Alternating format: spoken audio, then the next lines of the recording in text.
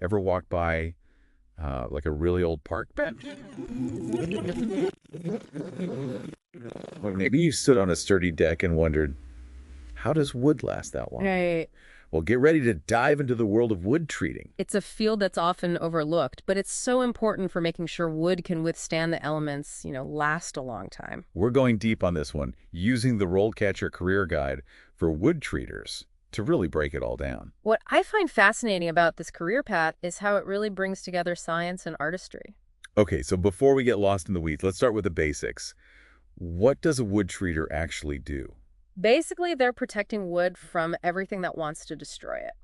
We're talking insects, rot, fungi, the weather. They're like the guardians of wood, making sure it stays strong and beautiful. And the ways they do this are pretty interesting. Chemical treatments, heat, they even use gases and UV light. It's a lot more than just painting it. Exactly. One common method is pressure treating, where they actually force chemical preservatives deep into the wood, creates a barrier against decay. Ah, so it's like giving the wood its own little force field. I see the RoleCatcher Guide says that's especially important for things used outdoors, like fences, decks, playground equipment, that kind of thing. And this is where the artistry comes in. Different treatments lead to different looks. A skilled wood treater knows how to use these methods to get the specific aesthetic they're going for, whether it's that rustic, weathered look or something sleek and modern. So it's like a science, but also like an art form, kind of. But where do they actually do all this? You'll find them in all kinds of places: sawmills, lumber yards, manufacturing facilities, really any place where wood's being prepared for use.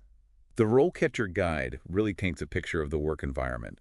And yeah, it's definitely not a desk job, physically demanding, often outdoors, and it can get pretty noisy. Plus, there's the whole exposure to chemicals thing. Which leads to a crucial consideration: work-life balance.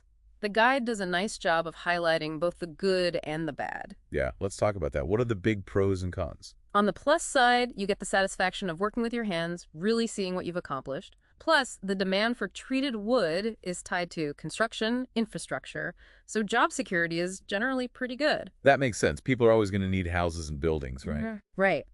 But those physical demands we talked about and the potential for hazardous materials, those are big factors. The guide really emphasizes those safety protocols, using protective gear to stay safe. And it's not just about keeping yourself safe. It's also about the environment, right? I did notice the RoleCatcher Guide talks a lot about sustainability in this field. Yeah, that's really important. I mean, in the past, some of the chemicals they used were, well, not so great for the environment. But things are changing. There's a bigger focus now on eco-friendly options and making sure things are disposed of properly. So wood treaters can actually be kind of like advocates for sustainability, it seems like. Exactly.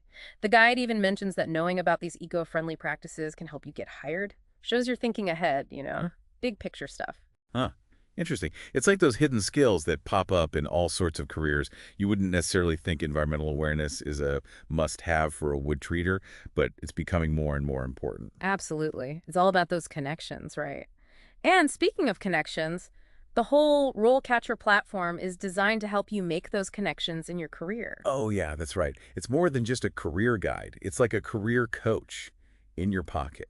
Job boards, help with your resume and CV, even AI stuff to practice interviews. And something I find helpful is how they lay out the career path in wood treating. Clear stages, from entry level all the way up to senior positions, shows you how you can grow your skills and responsibilities. Like a roadmap. Cool.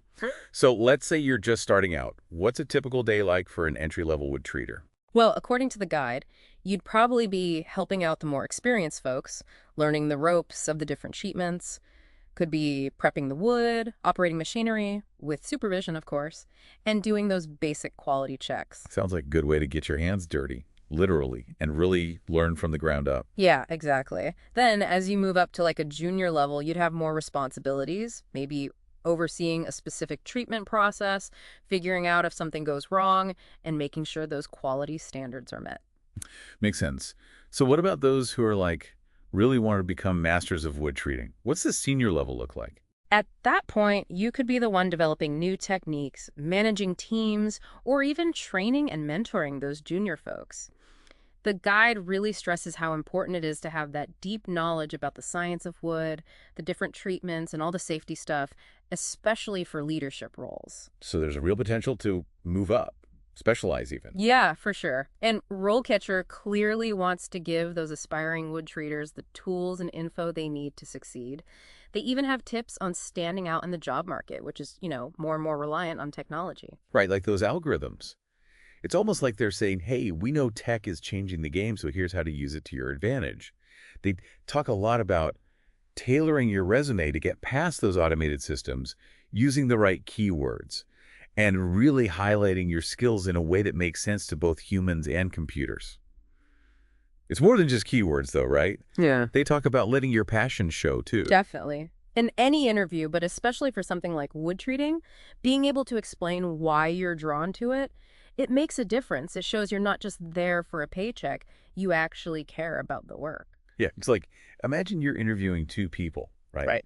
One can list off all the technical stuff, but seems bored to death. Right.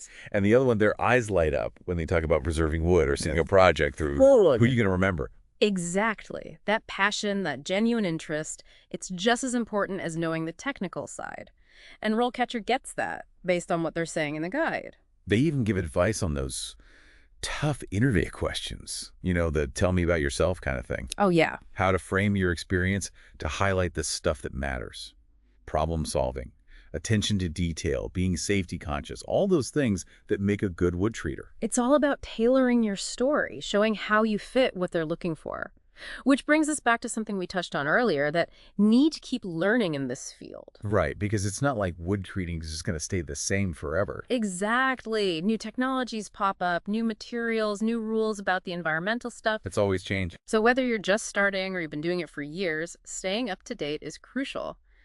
The RoleCatcher Guide mentions different ways to do that. Industry magazines, workshops, online courses, even getting certified to show what you know. So it's like, you've got your toolkit, but you always got to be adding new tools, keeping the ones you have sharp. That's good advice for any career, really, not just this one. Couldn't agree more. Things change so fast these days. Being adaptable and willing to learn is key. So as we wrap up our deep dive into the world of wood treating, I gotta say, I have a newfound appreciation for this line of work. Yeah. It's often overlooked, but so important for everything around us. Absolutely. I think the biggest takeaway is that there's a lot more to it than people realize. Way more than meets the eye. It requires that technical skill, for sure, but also a real understanding of environmental responsibility. And hey, maybe this has sparked some interest for our listeners. If you're someone who likes working with their hands, blending that science and art, and being a part of a more sustainable future, well, wood treating might just be the path for you. There you go. And that's it for this deep dive. We'll catch you next time.